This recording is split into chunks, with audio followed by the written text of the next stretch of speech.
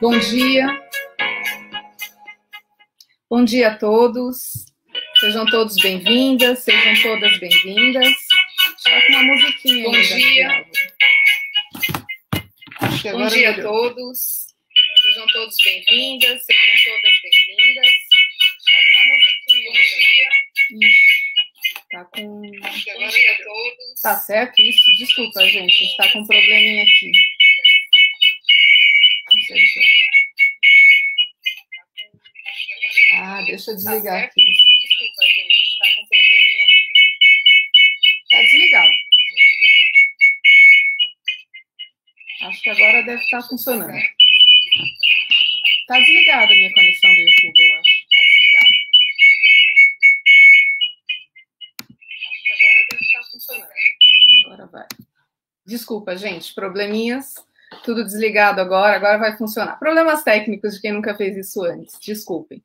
Bom, eu sou a professora Laura Brandini, da Universidade Estadual de Londrina, e atualmente eu sou a coordenadora do GT de Literatura Comparada da Ampol, e hoje a gente está aqui para fazer a primeira conferência do encontro do nosso GT.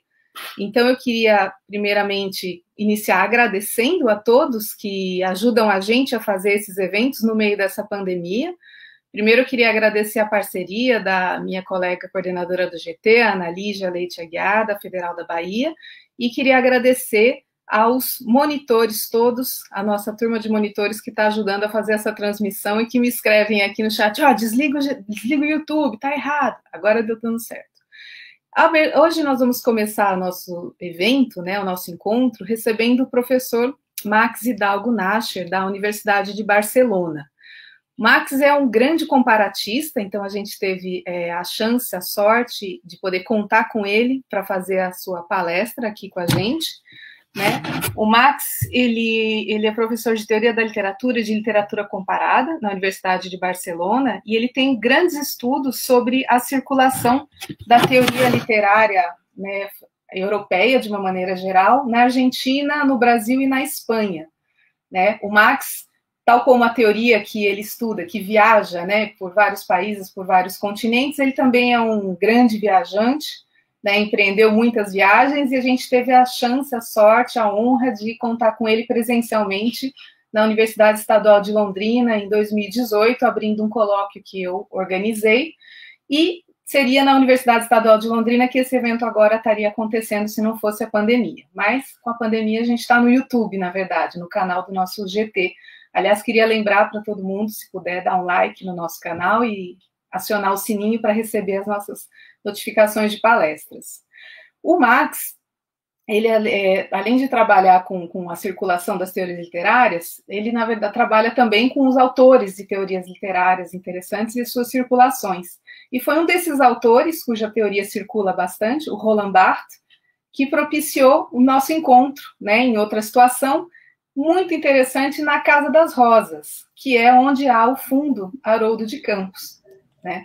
Então, o Max hoje vai nos dar o prazer de falar sobre a Babel Biblioteca de Haroldo de Campos e a transcriação da cultura. E é um prazer receber, né, o Max, o autor desses estudos sobre circulação das teorias literárias, poeta, tradutor de Ricardo Reis, né? Tradutor de Ricardo Reis, e grande também circulador, né? Também um grande mediador das teorias, das culturas, um grande comparatista. É um prazer muito grande para a gente ter você com a gente aqui, Max.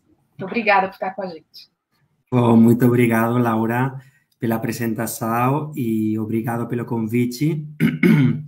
Um grande prazer estar com vocês no marco, né, da Universidade Estadual de Londrina mesmo. Sim, a gente está hoje na distância, é a segunda vez que visito, graças a você, Laura, a sua universidade, e, bom, é sempre uma alegria muito grande.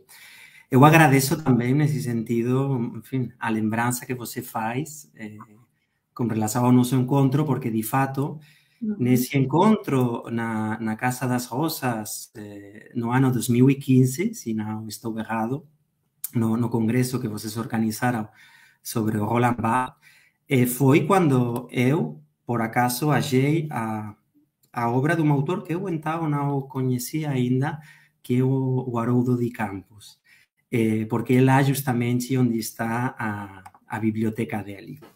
Eu vou falar hoje da obra do Haroldo, da escrita do Haroldo, obviamente. Vou falar de livros, de línguas, ou linguagens, de viagens, poderíamos falar, como fala Augusto de Campos, de uma língua viagem, e vou falar também de criação, a relação que se estabelece entre a biblioteca como um espaço de criação, e também outra coisa sobre a qual eu vou falar vai ser a questão da tradução. A tradução pensada justamente como reescrita, como transcriação não só da literatura, mas em geral poderíamos falar da cultura. Bom, Haroldo de Campos acho que não precisa aqui de apresentação, não? Ele foi poeta, crítico, teórico, tradutor, e eu diria que ele foi um infatigável mediador cultural que pensou a literatura e a cultura brasileira em termos locais e, ao mesmo tempo, poderíamos falar em termos cosmopolitas, tentando conectar a literatura brasileira com aspectos da contemporaneidade que podiam estar acontecendo ao mesmo tempo em outras latitudes. É aqui na Casa das Rosas onde a gente se conheceu, quero dizer, a Laura e eu, a gente se conheceu lá. Foi aí onde descobri a biblioteca do Haroldo de Campos, que é uma biblioteca enorme, e foi a partir desse encontro, desse acaso, eu diria, um acaso necessário, que eu comecei as minhas pesquisas ao redor de uma biblioteca que é muitas coisas, e, entre outras coisas, eu diria que é um arquivo da teoria literária da segunda metade do século XX, publicada em espanhol, em português, em inglês, em francês, em italiano e em algumas outras línguas.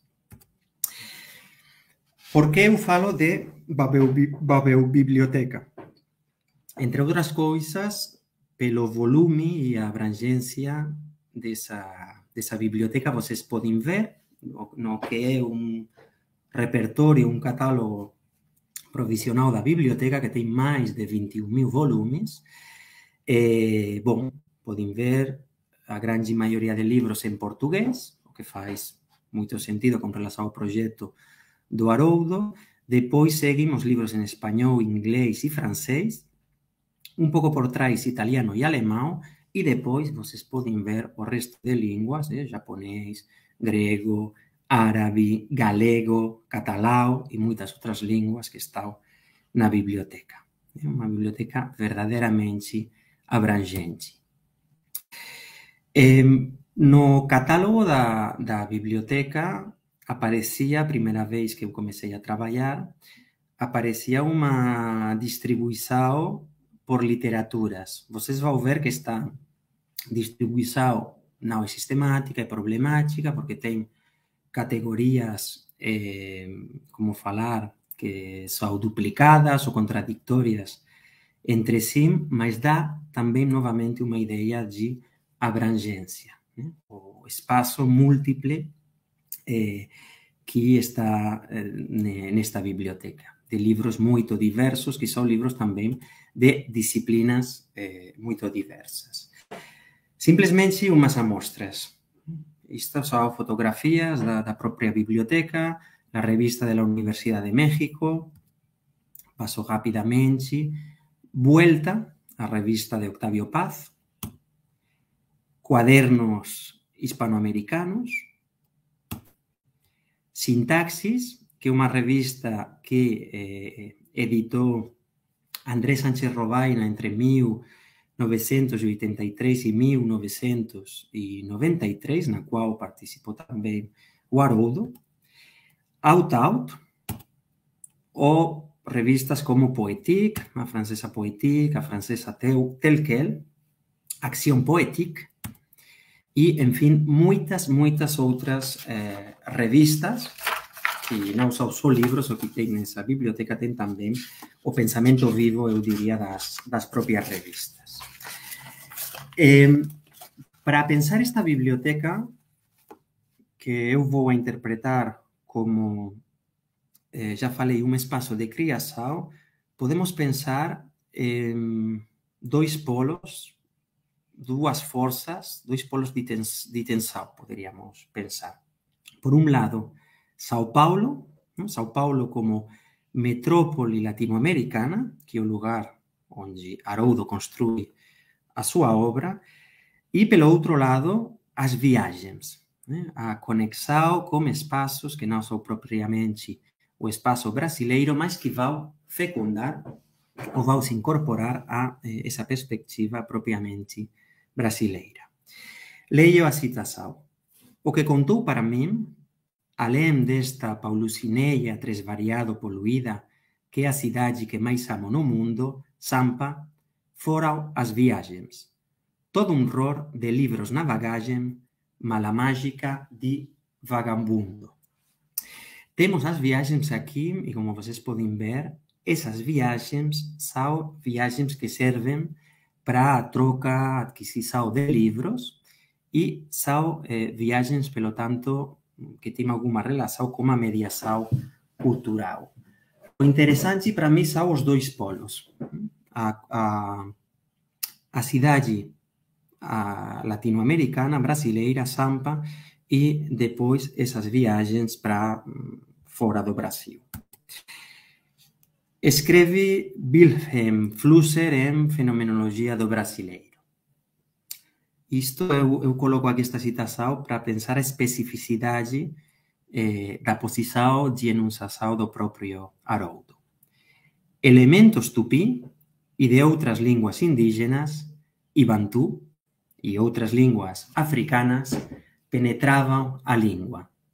A rigor não foram sentenças, mas blocos de palavras aglutinadas por sufixos e infixos. Tais elementos existem há séculos e são aceitos, inclusive, pela língua acadêmica na forma de nomes: Anhangabaú, Pindamonhangaba. O pensamento ocidental, em sua tentativa de romper a unidimensionalidade, recorreu aos portmanteaus sugeridos pelo grego e alemão e aos ideogramas japoneses, Mesra Pound, por exemplo.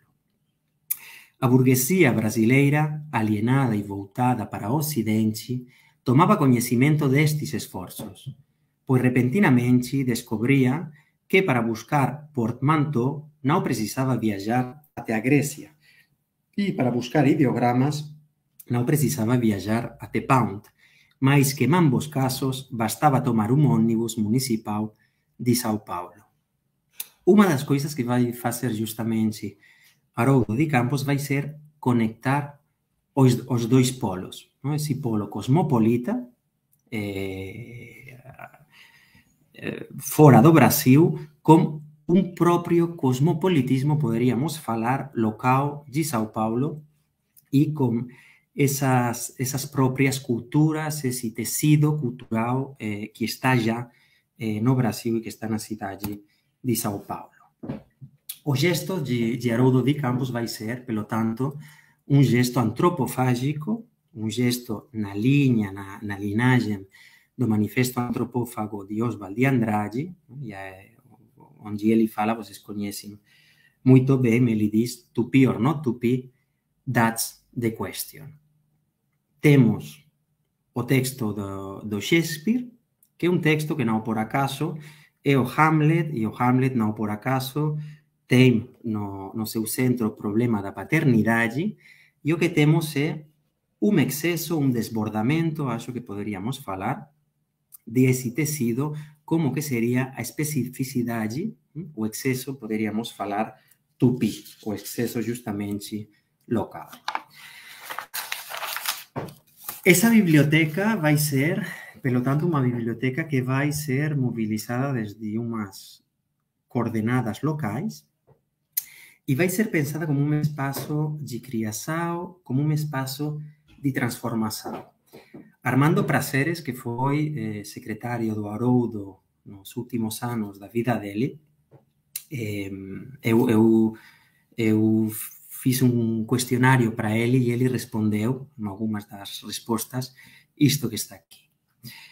A própria ideia de biblioteca era para Haroldo como uma espiral barroca, como algo móvel e dinâmico, inconcluso, sempre aberto a chegadas e partidas de coñecimentos en forma de libros.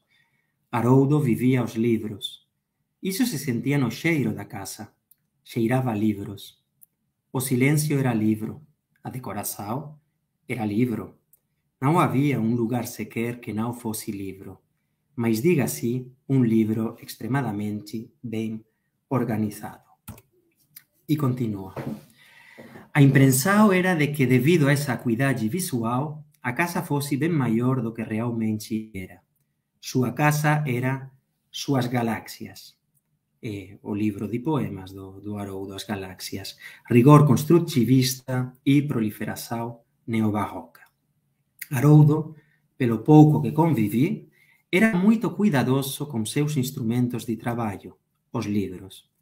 Quería velos organizados, catalogados, sexa para consulta propia, sexa para outros fins.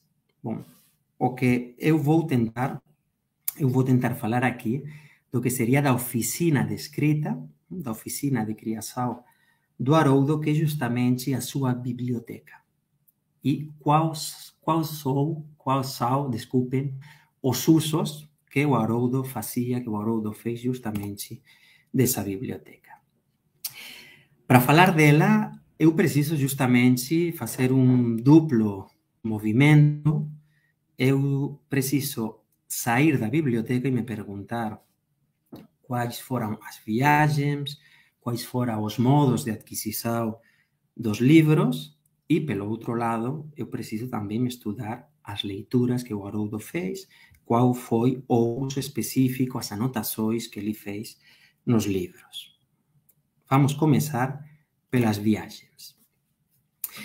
Aqui temos uma citação de Leila Perrone com uma fotografia que agradeço que ela me compartilhou comigo, dela, de Severo Sarduy e do Haroldo de Campos no Café de Flore no ano 1980. Escrevia Leila Perrone. O Haroldo esteve sempre en toda parte, antes de todo o mundo. Eu digo antes dos universitarios, porque ele non era universitario na época. Ele tiña coñecimento do formalismo ruso, tiña contactos antes de min como grupo Telquel, como grupo Shansh. Foi o primeiro que entrou en contacto como Todorov, como Kristeva, con todo o mundo. Esta abrangencia dos contactos da qual fala Leila neste texto, a gente pode comprovala numa carta que justamente o Haroldo mandou a Leila no ano 1972 e que agradeço também que ela compartilhasse comigo. Miña cara Leila. París con chuva e frío, mas acolledora e viva como sempre. Já estive con medio mundo. E aquí dá para ver como as viagens do Haroldo eran unha sorte de viagens diplomáticas. Fai, Roubaud, Cortázar, Severo Sarduy. Hoxe vou almoçar con Philippe Solers e con Julia Kristeva e fala depois irei a Alemanha para ver a Max Benz e a Elisabeth Walter e depois viajarei a Itália, onde podemos pensar que ele poderia se encontrar con Umberto Eco ou como outros escritores e intelectuais. É possível, desde a própria biblioteca de Haroldo, começar a fazer a reconstrução das suas redes intelectuais. O que eu vou mostrar aqui é uma mostra simplesmente parcial. Mas na Espanha tem dois contactos fundamentais, Julián Ríos e Andrés Sánchez Robaina. Julián Ríos dirigiu uma coleção dentro de uma casa editora e unha revista tamén chamada Espiral, e Sánchez Robaina dirigiu a revista Sintaxis, da qual eu falei rapidamente faz un tempo, ao começo da fala. Escrevía Julián Ríos no ano 2018. Eu leio en español. En la era digital y de la instantaneidad de nuestros días, nos resulta a veces evidente que las peregrinaciones de Haroldo a Europa no eran en el fondo muy diferentes de las de los monjes y eruditos en siglos anteriores en busca de manuscritos y contactos con otros sabios desperdigados por el mundo. Haroldo llegaba a Europa para difundir libros brasileños que llenaban sus maletas, además de regalos como, por ejemplo, pesados ceniceros hechos de trozos de árboles fosilizados. Y se volvía a Brasil con las maletas aún más atiborradas de libros regalados y comprados. El Amazonas reposado y repasado de Haroldo no era el Amazon a un clic de ahora. Bom, o que fala esta citación é que Haroldo viajaba con as malas cheias de libros, ele vaciaba os libros nos lugares pelos quais ele pasaba e llenaba de novo con outros libros, revistas e demais. Na França, algúns dos contactos serían Michel Butor, moito importante, Philippe Soler, Julia Kristeva e Severo Sarduy, e a partir dun momento Fay, Roubaud e Roche, porque ele, de fato, ficará moito máis perto da revista Change do que da revista Tel Quel. Temos o nome aquí tamén, entre moitos outros, Jacques Derrida, que será un contacto importante tamén do Haroldo a partir dun determinado momento. Aquí ten dedicatorias, unha das moitas dedicatorias de Severo Sarduy para Haroldo, milagroso traductor de Pound, un traductor miraculoso. E aquí temos un fragmento de un artigo de homenaxe de Derrida a Haroldo. Diz así: tudo que pode significar a lei, o desexo tamén, a urgencia, mas a urgencia máis aventurosa e máis audaciosa para min, no ámbito do pensamento, da escrita, da poesía, única fonte, iso é Mallarmé. No horizonte da literatura, e antes de máis nada na intimidade da lingua das linguas, cada vez tantas linguas en cada lingua, sei que a tudo iso Haroldo terá tido acceso como eu, antes de min, mellor que eu. Na Italia son importantes os contactos de Eco, de Cesare Segre, e o que eu coloquei aí remete á Asociação Internacional de Semiótica que foi criada no fin dos anos 60, que será un espazo de socialización moito importante justamente para Haroldo. Unha dedicatoria de Umberto Eco, que aparece como Umberto Exu e que dedica o libro ao Haroldo, en tanto que ele é un fiel, sería unha persoa fiel ao Padre Jacobson. Temos ao Padre Jacobson, que sería Roman Jacobson, unha referencia fundamental. En fin, aquí o México, os Estados Unidos, tería outros autores, Julio Cortázar, ten moitos outros, mas eu quería destacar aquí a relación con Jacobson, que foi, depois do accidente cardiovascular de Benveniste, o primeiro presidente da Asociación Internacional de Semiótica, que será un contacto e unha referencia fundamental institucionalmente, mas tamén para a teoría da tradução, ou seja, da transcriação do próprio Haroldo. Aquí temos unha dedicatoria de Roman Jacobson for Haroldo de Campos, Magician of Concrete Poetry and Miraculous Poetic Translation from his devoted friend, Roman Jacobson. É quase o mesmo que falaba Severo Sarduy, un traductor poético milagroso, que faz milagres. Bom, desculpen.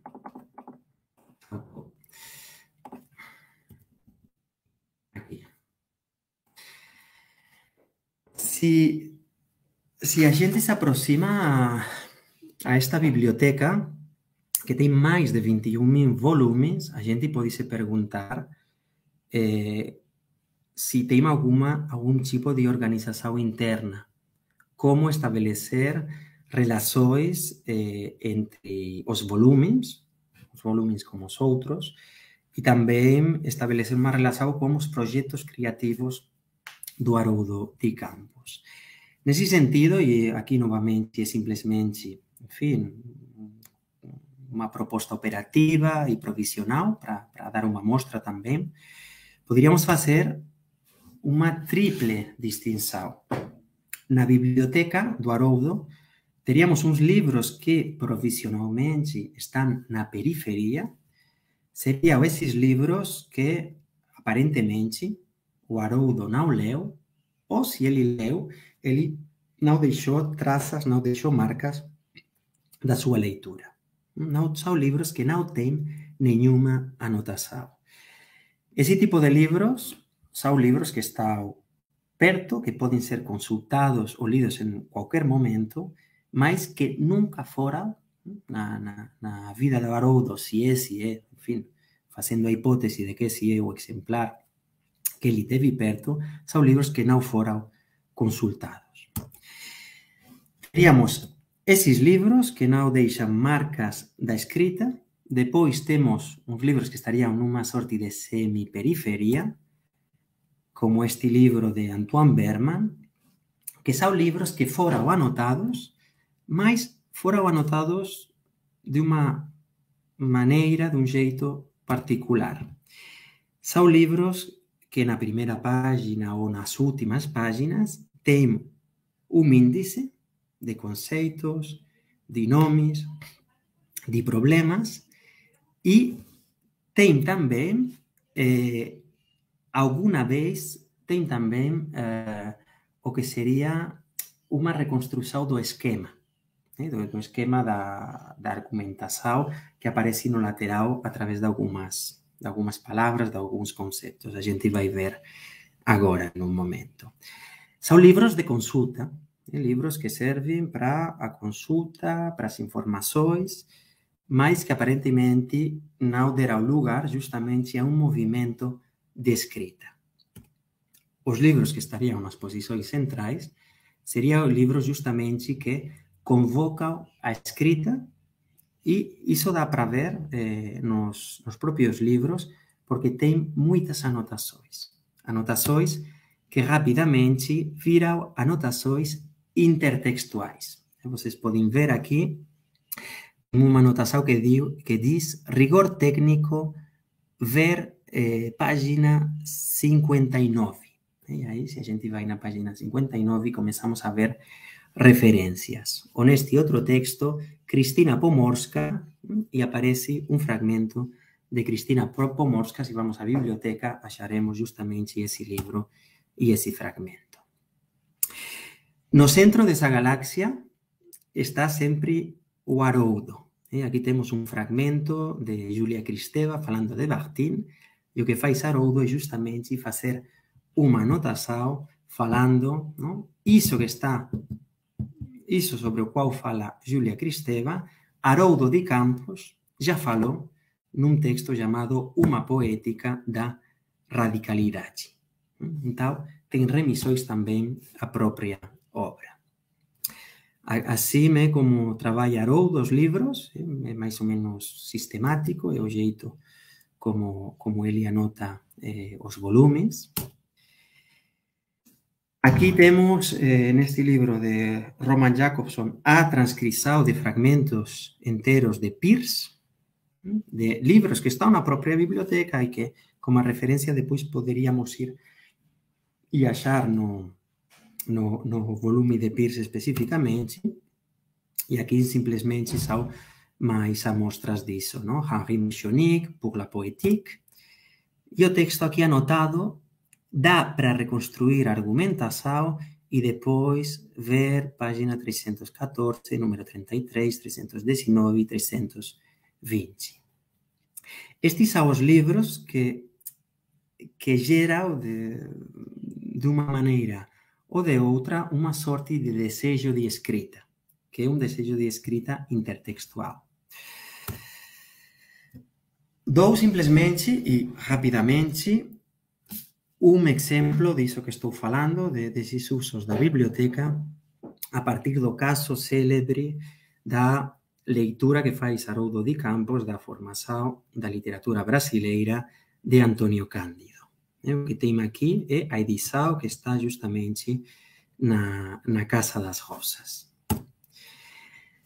O que faz Haroldo, e isso dá para reconstruir nos próprios volumes da biblioteca, é ler a formação da literatura brasileira de Antônio Cândido, construindo uma fricção, poderíamos dizer, com alguns textos de Roman Jakobson, de Jan Mucharowski, de Hans Robert Jauss e de Jacques Derrida. E pela leitura, e o cortocircuito do que Antônio Cândido coloca no seu livro, que choca, ou fricciona como que aparece nos outros livros, Haroldo escreve O sequestro do barroco na formação da literatura brasileira, o caso Gregório de Matos. Eu estou reconstruindo aqui uma parte só desse livro, que seria a parte propriamente teórica, os referentes teóricos que o Haroldo mobiliza. Estas são as anotações sobre o volume do Cândido. Vocês podem ver que está de método, ver nota página 23, página 30, 16, 35, 33, 34. Isso são remissões intertextuais dentro da própria obra. Haroldo está lendo a obra como um conjunto e, quando ele acha uma problemática, vai criando essas remissões intertextuais. Color lilás, eu botei uma remissão intertextual que remete a outro livro do Antônio Cândido, Literatura e Sociedade. E em vermelho coloquei uma remissão intertextual, que neste caso é uma fricção, é a teoria justamente do Mucharowski, que aparece também, praticamente sempre assim, como uma remissão a uma página do volume que Haroldo tem na sua biblioteca. Poderíamos falar que isto é uma parte do pretexto, da gênesis do sequestro do barroco.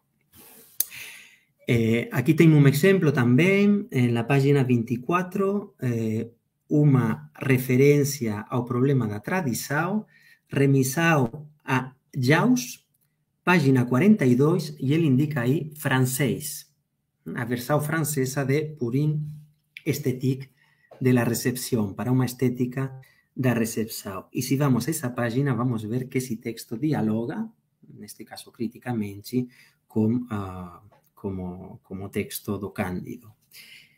Se vocês veem, a parte de baixo da página 24, tem uma citação, concretamente dessa página, e simplesmente uma indicação, mas como temos o ano de adquisição do livro, Paris, 1979, isso nos dá pistas também para reconstruir geneticamente, historicamente, o próprio pensamento do Haroldo. Enfim, no texto de Jauss, tem uma remissão contrária, no baixo da página diz caso do esquecimento de Gregório, não esquecimento do barroco. O caso do esquecimento de Gregório de Matos, justamente na formação da literatura brasileira. Por um lado, temos essa questão, se a gente fala da tradução, e aqui esta parte vou passar um pouco rápido para avançar, dá para reconstruir também o que é o núcleo do corpus teórico do Haroldo e dos livros que tem na sua biblioteca. Temos, por um lado, o exemplo, o modelo prático de tradução, poderíamos falar, que é Rapin, e depois, no que seria a teoria da tradução, temos vários autores que vão ir se adicionando e se deslocando uns aos outros na própria teoria do Haroldo. Temos primeiro a Max Bense e a ideia da informação estética. Temos a metafísica da tradução de Walter Benjamin, que aparece na tarefa do tradutor, sobre a qual Haroldo volta uma e outra vez. Temos a desconstrução dessa metafísica da tradução, no que seria a leitura crítica do pensamento angélico, na verdade, da tradução em Walter Benjamin, que vai ser substituído depois da deconstrução que faz pela mediação de Jacques Derrida num pensamento mefistofélico, mefistofáustico, um pensamento diabólico da tradução. O tradutor já não é simplesmente um mediador da mensagem divina, mas o tradutor o que faz é fazer emerger a diferença e, pelo tanto, a sua tarefa é uma tarefa diabólica. É uma tarefa que, de fato, faz emerger uma sorte de violência fundadora ou violência fundamental. Temos a Walter Benjamin, a deconstrução da sua metafísica pelo Derrida. Aqui tem algumas anotações, simplesmente, que aparecem no final do livro, sobre a questão da diferença, com premissa à página sempre. O índice, um fragmento simplesmente. E temos, finalmente, a construção de uma física da tradução a partir destes dois textos que eu estou citando aqui, Linguística e Poética, e sobre alguns aspectos linguísticos da tradução de Roman Jakobson, como qual ele estabelece relações a partir da segunda metade dos anos 60. E é aí que ele começa a mobilizar a ideia de poética sincrônica e a ideia das paronomásias, como aparece nesta mesma página de Jakobson. A partir de aqui, Haroldo constrói uma teoria da tradução que vai ser uma teoria, na verdade, criativa. O tradutor não tem que reproduzir um conteúdo original. O tradutor o que está fazendo é justamente reescrever. Está criando uma nova escrita e aqui dá para estabelecer uma analogia entre teoria da tradução e teoria da leitura. Porque para Haroldo, de fato, o ato da leitura vai ser um ato de reescrita. A tradução é uma transcriação, a leitura é uma reescrita e o que poderíamos dizer que a mediação cultural, de fato, se transforma em um gesto antropofágico de incorporação do outro, incorporação da diferença. Haroldo vai construindo, teoricamente, uma ideia da tradução que parte, em princípio, ele diz, da impossibilidade da tradução, mas que chega, que desemboca na possibilidade de uma recriação. Estes são termos que ele vai ir utilizando. Recriação, transcriação, reimaginação, falando de poesia chinesa, transtextualização, transparadisação ou transluminação, falando do paraíso de Dante, e falando do Goethe, do Fausto de Goethe, ele falará de transluciferação. Neste processo, ele vai estabelecer também uma distinção, porque ao começo ele fala de a tradução como, aí tem um erro de escrita, mas a tradução como um processo isomórfico de criar uma forma análoga, uma forma igual, neste sentido, à forma originária, mas a partir de um momento, sobretudo a partir de 1980, Haroldo vai começar a falar de paramorfismo. A tradução não tem que ser isomórfica, tem que criar uma forma ao lado, uma forma paralela que por força vai ser uma forma diferente e que se articula com uma teoria literária que é uma teoria, na verdade, paródica da literatura, no sentido que tem a paródia como um canto paralelo. A tradução seria também um canto paralelo, um texto alternativo ao texto original, que finalmente, vamos ver, o que vai pretender vai ser substituir, rasurar essa origem da qual supostamente partiria. Escreve Haroldo, no ano 85.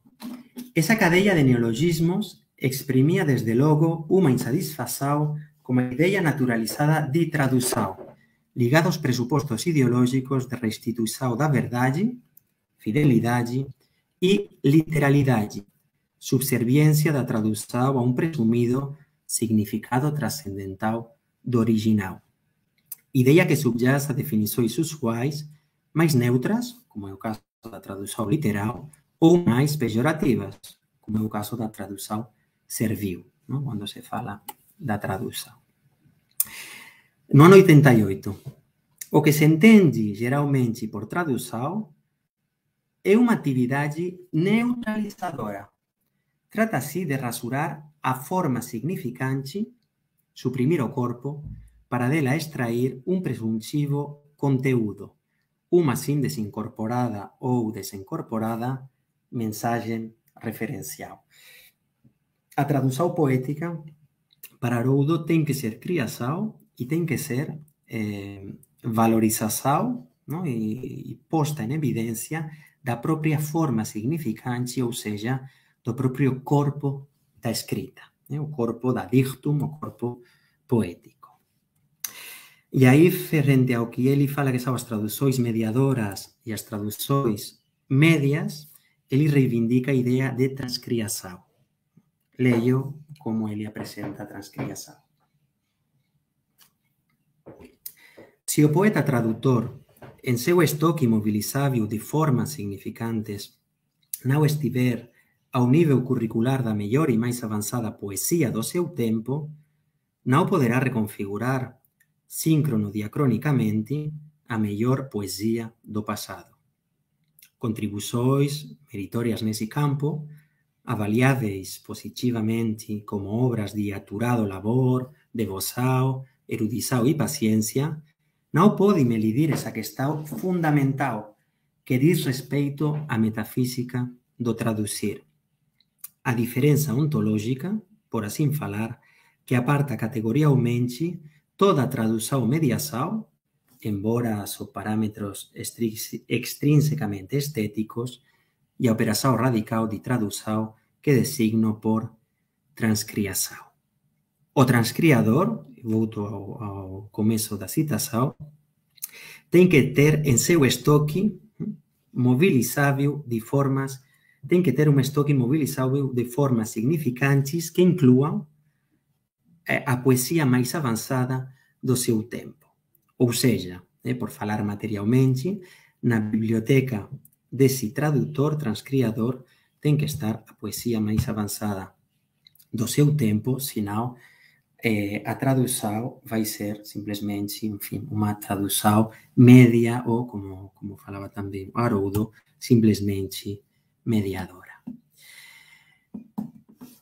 Dou, e eu acho, porque estou já praticamente no tempo, eu acabaria simplesmente com este slide.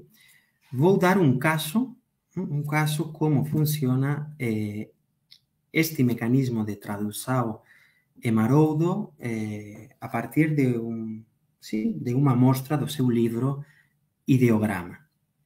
Nesse livro, onde ele reflexiona sobre a tradução ideogramática, né, a tradução da poesia chinesa, da poesia japonesa, ele traz este poema que eu compartilhei aqui, que ele trabalha justamente a partir da função poética de Roman Jakobson. Só que aqui não temos que prestar atenção fonocentricamente à ideia de fonema, temos que prestar atenção à ideia de ideograma. E Haroldo reconhece rapidamente, na leitura de estes três caracteres chineses, destes três ideogramas, reconhece uma figura que volta o tempo todo. Essa figura é a figura do Sou. Esse Sou que é um espaço vertical, um retângulo, poderíamos dizer, como uma barra. No centro, que aparece representando o Sou, no primeiro caractere, mas que aparece também dentro dos outros dois caracteres. O primeiro caractere, uma tradução de conteúdo literal, seria Sou, o segundo, se ergue, e o terceiro seria a leste, ou seja, o Sou se ergue a leste. Isso seria uma tradução que apagaria justamente o corpo significante, a materialidade do poema. O que faz Haroldo para incorporar esse ideograma à própria poesia brasileira e o que faz para propor transcriações do mesmo? Bom, o que ele faz não é propor uma nova tradução do poema, mas ele recorre justamente ao espaço da biblioteca. Ou seja, ele recorre ao que seria o espaço sincrônico da literatura, o que seria, podemos falar o mesmo de um outro jeito, o que seria a construção de uma tradição poética brasileira que inclui também obras que não estão em português e que não são propriamente brasileiras. Então, ele propõe, para traduzir esse O Sou se ergue a leste, textos que já estavam na tradição. Por exemplo, um fragmento de Susandradi do Geza, de Susandradi, que diz: O Sou ao pôr do sol, triste soslaio, onde tem a paronomásia fonética, tem uma O, mas essa O também podemos falar depois de ver o ideograma que tem também uma forma do Sou. Ou seja, teria um componente também ideogramático que estaria na própria língua, fazendo uma relação icônica com o significado, né, neste caso, das palavras ou do próprio poema. Propõe, paralelamente, uma outra tradução, que seria de Oswald de Andrade, é um poema muito conhecido, que diz: América do Sul, América do Sol, América do Sal, onde tem uma leve, uma mínima transformação vocálica, fonética, que produz uma transformação justamente no valor e no significado da palavra e, a partir de aí, uma articulação vertical entre Su, Sou e Sal, que conecta aspectos da explotação, do turismo, do clima, né? Poderíamos falar vários níveis. E, finalmente, propõe também, por que não, fragmentos do Paradiso de Dante, onde estaria em jogo uma questão análoga. Teria uma relação significante e análoga ao problema que está planteando este poema. Este espaço, eu diria que é justamente um espaço paródico da literatura. E estou falando de paródia no sentido preciso no qual fala Haroldo de Campos: a gente tinha um texto e agora não temos um texto, mas temos 5 textos diferentes. E esses textos diferentes estão conectados por uma leitura, que é uma leitura articulada justamente num espaço sincrônico, que é possível graças justamente a esse espaço da biblioteca. Não? Neste sentido, eu diria que, no sentido no qual eu diria que a biblioteca do Haroldo é justamente um espaço de transcriação, né? Um espaço no qual todas essas referências começam a girar numa sorte de torbellino que é a própria proposta do Haroldo. Vou concluir, porque acho que já estou no tempo, com, enfim, uma citação do ano 1980, do texto da Razão Antropofágica, diálogo e diferença na cultura brasileira, onde acho que se ilumina também, ou onde podemos continuar pensando, o valor justamente dessa biblioteca, que não é um espaço de recepção, simplesmente, não é um espaço de passividade. Leio. E aqui concluo. A um certo momento, com Borges pelo menos, o europeu descubriu que não podia escrever a súa prosa do mundo sem o contributo cada vez máis avasalador da diferenza aportada pelos voraces bárbaros alexandrinos. Os libros que lía já non podían ser os mesmos depois de manducados e digeridos pelo cego Meríada de Buenos Aires que usara até mesmo reescrever o Quijote sob o pseudónimo de Pierre Menard. Bom, eu diría o mesmo, né? Os libros de Haroldo, os libros que Haroldo de Campo leu já non poden ser os mesmos depois de manducados por, como falou unha vez Julio Cortázar, el gordo cósmico de Sao Paulo. E gordo justamente pelo apetite, no? Que ele tiña da devoração, da devoração dunha cultura literalmente excesiva. Bom, enfim, muito obrigado e aqui estou para perguntas, comentários ou o que for.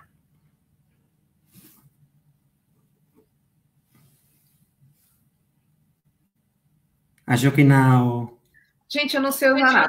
Um dia eu vou aprender, a gente tem ainda um tempo. Muito obrigada pela belíssima conferência, assim, riquíssima, né? Eu acho que você mostrou como um trabalho minucioso de arquivo nos permite ver, né, pelos olhos do Haroldo de Campos, como pontos, livros, obras, pessoas, referências se transformam numa grande rede de conhecimento, né? Eu acho que essa é uma grande rede de conhecimento que é eminentemente comparatista, né? Que tem essa visão cosmopolita, né? Muito obrigada, gostei demais, assim, riquíssima a tua apresentação. Muito obrigada. E a gente aqui já está começando com algumas perguntas. A gente tem aqui, está aberto para questões de todo mundo, quem quiser, e a gente já tem uma primeira pergunta da professora Ana Lígia. Já está aqui, ó. Não sei se você enxerga, Max, aí, dá para ver? Então, está aí a pergunta da Ana Lígia. Max, bom dia. Gostaria que você comentasse como esse cosmopolitismo intelectual de Haroldo de Campos encontra sobrevivência na contemporaneidade. Nessa contemporaneidade em que somos bombardeados ou bombardeadas por um excesso de mídias, textos, dispositivos colados ao nosso corpo o tempo inteiro. Essa é a primeira pergunta. Muito obrigado. Bom, muito obrigado pela pergunta. Eu diria, você fala, está aqui a pergunta, você fala de sobrevivência, né, do cosmopolitismo de Haroldo de Campos. Um dos problemas, porque não é o único, mas um dos problemas sobre os quais eu trabalhei no Haroldo é justamente a tentativa do próprio Haroldo de se incluir, de ser incluído num espaço de um certo cosmopolitismo, vamos falar assim, europeu ou eurocêntrico, que não inclui ele. Não, ou seja, Haroldo fez um trabalho já desde os anos 50 sobre Mallarmé, sobre Joyce, a partir de Rapound, e sobre muitas outras questões que, e isto é simplesmente um exemplo, na França, Philippe Solers só vai fazer a partir aproximadamente dos anos 70. É simplesmente um caso. E Haroldo é muito lúcido nesse sentido. Como não ser lúcido, né, nessa situação? Mas ele reconhece claramente que, mesmo se o Philippe Solers é um interlocutor dele e ele apresenta muitas coisas enfim, eles têm trocas, né, sobre Mallarmé, sobre Joyce e sobre outros temas, no espaço internacional, Haroldo, falo desde a França, desde a Europa, Haroldo não aparece como um autor central e diretamente muitas vezes não aparece, mas Philippe Solers é o autor, né, que incorporou Joy na tradição francesa a partir de um certo momento, etc, etc. Então, o problema do Haroldo era o problema, muitas vezes ele teorizou assim, das antecipações. Né? Tinha coisas que, no momento dado, são reconhecidas pelos intelectuais, pelos académicos, como o nascimento de X problema, mas Haroldo insistia constantemente que tinha autores periféricos, autores que não estavam incluídos nesses espaços de reconhecimento, que já tinham feito coisas parecidas. Eu acho que a situação hoje, enfim, isto é uma coisa que a gente poderia discutir, é que, de fato, hoje França, e eu poderia falar também Europa, o que se conhecia às vezes como centros culturais, né, enfim, de prestígio, aos quais a gente dirige a mirada, etc, etc, já não tem essa, como falar, essa potência intelectual. Então, eu acho que a situação, neste sentido, é outra hoje, né? E justamente podemos seguir trabalhando essas ideias que Haroldo colocava como antecipações, voltando sobre autores que fazem parte dos nossos contextos e que pela própria história e pelas disciplinas com as quais a gente trabalha ficaram invisibilizados.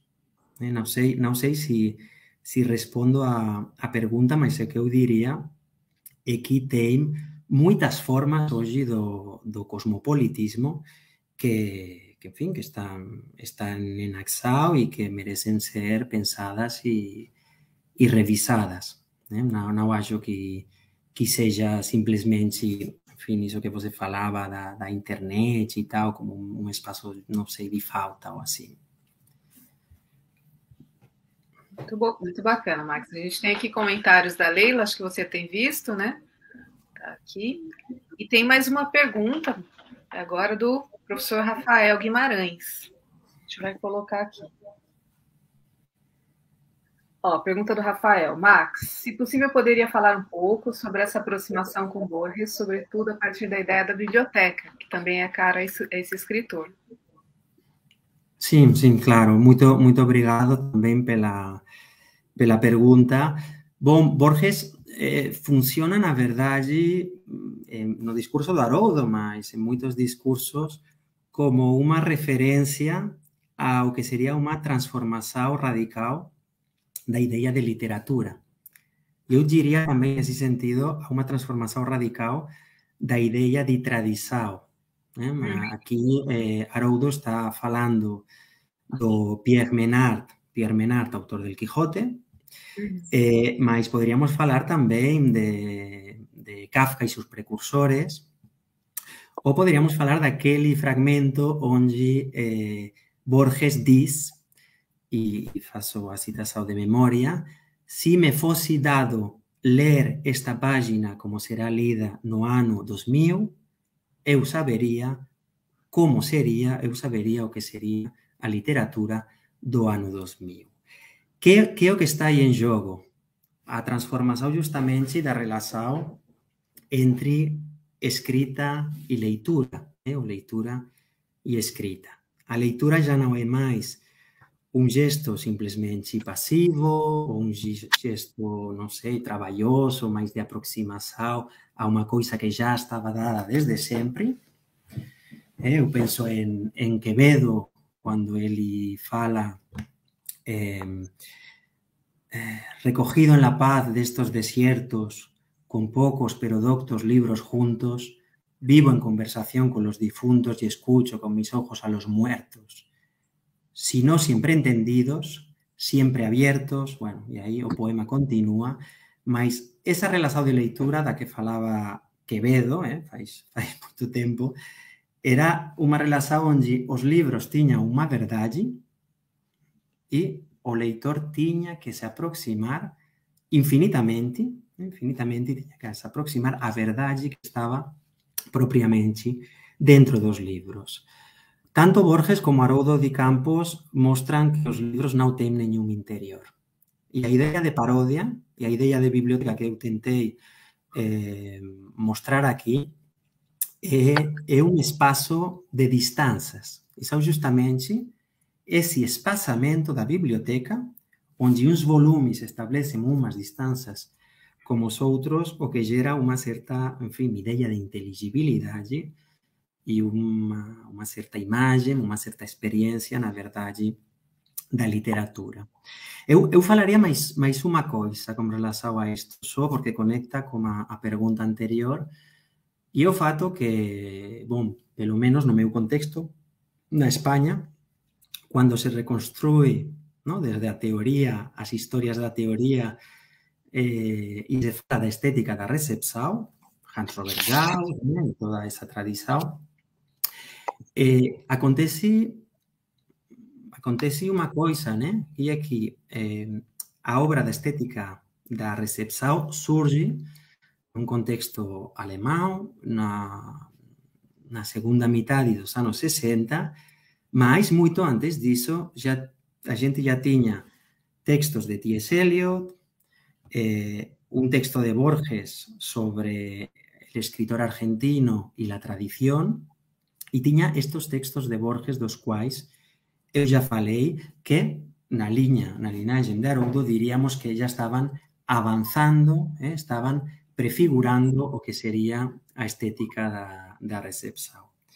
É obvio que non ten unha coincidencia mecánica entre unha coisa e a outra, mas justamente a gente o que teria que facer é deslocar a atenção da estética da recepção, neste caso, a obras como é a obra de Borges, onde algúns destes problemas teóricos já estão, eu diria, em estado prático na própria ideia de literatura.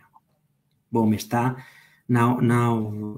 acabo aqui, mas está presente aqui Leila Perrone e no seu livro Altas Literaturas, quando ela constrói o cânone, né, de vários autores, de vários escritores críticos contemporâneos, ela o que está construindo, eu acho, são justamente poéticas sincrónicas, que tem todo a ver como problema que aparece em Borges e como problema que aparece aqui em Haroldo de Campos. A biblioteca é sempre o resultado de uma leitura que dispõe os volumes e que, pelo tanto, é, eu diria, retrospectiva. Ou seja, a tradição é anacrônica sempre nesse sentido. Muito bom, Max. Muito obrigada. Max, tem um comentário aqui, né, da Ana Lígia, né, dizendo que... Lembrando do Warburg, que pensa também na economia da boa vizinhança entre os livros, e isso vem muito a calhar para lembrar que amanhã a gente vai ter nesse mesmo espaço a Helena Buesco falando de boa vizinhança, né, com os livros também, a gente está conectado aqui com os temas. Aqui apareceu mais uma pergunta do Fernando, né? Acho que dá para a gente colocar aqui. Pergunta do Fernando. Estudar e conhecer os processos de escrita, pensamento, mais propriamente os métodos de estudo de Haroldo, afetou, modificou ou afetou seu próprio método de alguma forma? Então, como que o Haroldo tocou aí? Eu diria, agradeço também, agradeço todas as perguntas. Enfim, eu acho bem interessante esta pergunta, porque toca em mim, justamente, me afeta. Eu diria que o que eu tentei fazer, é óbvio, sempre são tentativas, mas é justamente me deixar afetar pela prática de leitura e pela prática de escrita do Haroldo.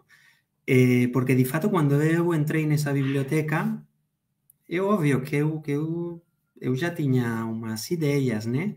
Mas eu nunca tinha estudado bibliotecas e eu enfim, não sabia muita coisa, na verdade, naquela época que se fala de crítica genética, tinha estudado, sim, enfim, tinha sido professor de história do livro e da leitura, e por aí tinha estudado coisas, história intelectual, mas o que eu tentei fazer, e é o que apresentei hoje aqui, é isso, é tentar ver quais foram as práticas de leitura do Haroldo, como essa biblioteca podia ser pensada como um dispositivo e, a partir daí, também estudar o que seriam relações materiais, né? Relações institucionais que envolvem viagens, revistas, grupos de poder, grupos de pressão, editoriais.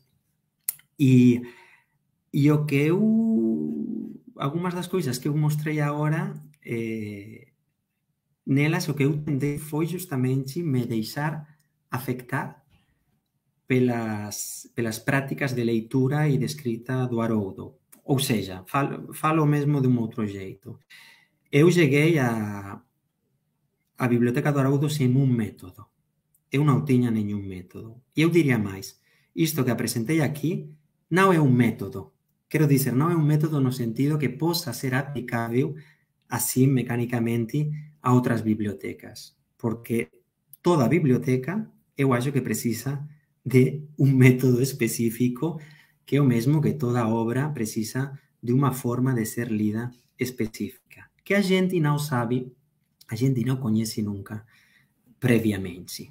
Não? Então, eu insisto justamente essa ideia de se deixar afetar, acho que é muito importante, porque senão o que fazemos simplesmente é projetar as nossas ideias, os nossos modelos, né, os nossos relatos sobre uma multiplicidade de, eu não diria nem objetos, eu diria de práticas que são enfim, heterogêneas, né, na prática. Assim. Max, só mais uma perguntinha, agora ela é minha. Já pegando o gancho com o que você disse, eu estou achando muito bacana a tua fala, porque uma coisa engancha na outra, quer dizer, até as perguntas estão em rede, né? Na verdade, estão compondo uma rede aqui de reflexões, né? Queria te perguntar, pensando pegando o gancho com a pergunta do Fernando, que conselho que você daria para alguém que está iniciando a sua pesquisa? A gente está com uma audiência bem grande de alunos de graduação também. Então, que conselho você daria para quem está iniciando a sua pesquisa comparatista para compor a sua mala mágica, né, para utilizar o termo do Haroldo ali, sem as viagens concretas, porque são cada vez mais difíceis de fazer? Como encontrar o seu método próprio, talvez? Que conselho você daria para quem está começando agora? Bom, eu não sei se daria conselhos propriamente, né? Mas o que eu acho importante, né? Se a gente está levando a cabo uma pesquisa, é justamente problematizar a própria herança. Ou seja, a gente começa a pensar justamente como uns conceitos, uns discursos, que muitas vezes a gente acha naturais, né? Porque a gente herdou eles, porque fazemos parte de uns contextos institucionais, mas muitas vezes essa herança que a gente recebeu é completamente arbitrária, além de marcada pela violência e por muitos processos de exclusão. Então, eu acho que é interessante desconfiar, né? Desconfiar dessa herança, problematizar os conceitos, problematizar, sobretudo, os corpos, né? Os corpos que a gente recebeu, que aparecem como corpos estabelecidos, imutáveis, e, bom, eu acho que é bem importante também seguir a paixão.